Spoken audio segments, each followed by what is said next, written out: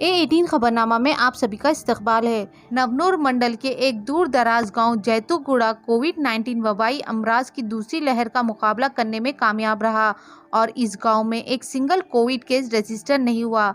अप्रैल के पहले हफ्ते से ही देहाती बाहर के लोगों को दाखिले से रोकने और चेहरे पर मास्क पहनने और सोशल डिस्टेंसिंग मेंटेन करते हुए खुद को बंद कर लिया था। गांव के दाखिले रास्ते पर लकड़ी का दरवाजा खड़ा किया गया और दरवाजे पर एक बोर्ड लगा दिया गया जिस पर लिखा है बगैर इजाज़त के गांव में दाखिल ना हो।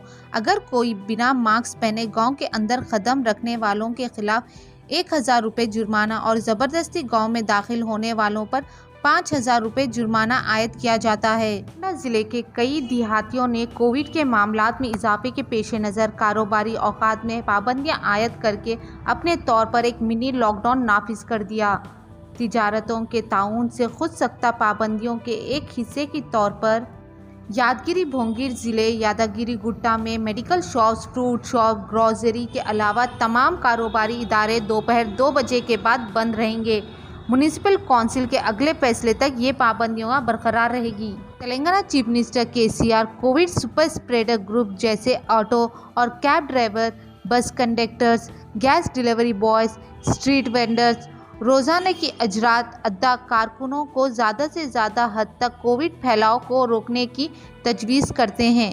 रियासत तेलंगाना के वज़ीर आला के चंद्रशेखर राव के हुक्म पर तमाम सफ़ेद राशन कार्ड होल्डर को 2 माह के लिए 5 किलो चावल फी शख्स तकसीम करेगी।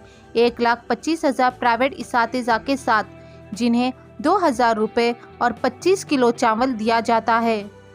मज़ीद 80,000 प्राइवेट इसातिज़ा को भी यही पैदा दिया जाएगा। सरकारी हॉस्पिटल में काम करने वाले डॉक्टर्स और दीगर सपोर्टिंग स्टाफ पर काम का बोझ से कुछ राहत देने के मकसद के तहत तेलंगाना हुकूमत 50,000 डॉक्टर्स, नर्सेस, फार्मासिस्ट और दीगर अमले को 3 माह के लिए मजाज तनख्वाह के साथ मुलाजिमत पर रखने का फैसला किया। डायरेक्टर महकमा सेहत हुकूमत तेलंगाना के खुसूसी कोविड बुलेटिन के मुताबिक रियासत में गुज़िश्ता 24 घंटों में कोविड के 4,976 नए केसेस दर्ज होने और 35 मुतासरीन की कोविड से मौत होने की इत्तला दी।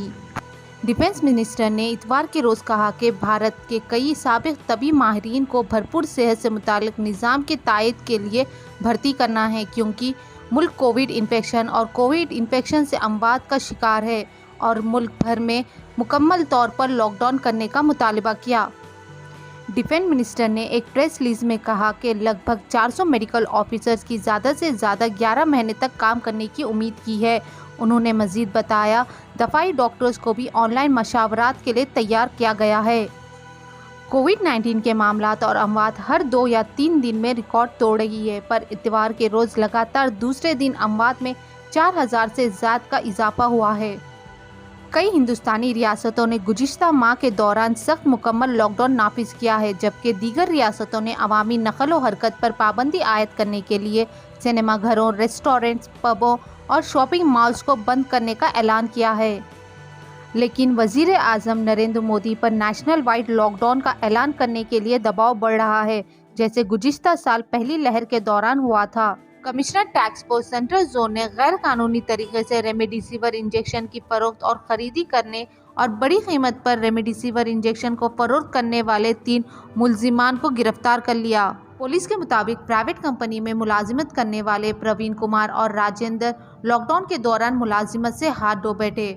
कोविड-19 की सूरत हाल की वजह से रेमडेसिविर इंजेक्शन की ज़बरदस्त मांग को देखते हुए दोनों ने बिना दुरुस्त दस्तावेज मेडिकल हॉल में काम करने वाले राजू की मदद से एंटीवायरल हासिल करते हुए रेमडेसिविर इंजेक्शन गैर कानूनी तरीके से 35,000 रुपये तक फरोख्त कर रहे थे।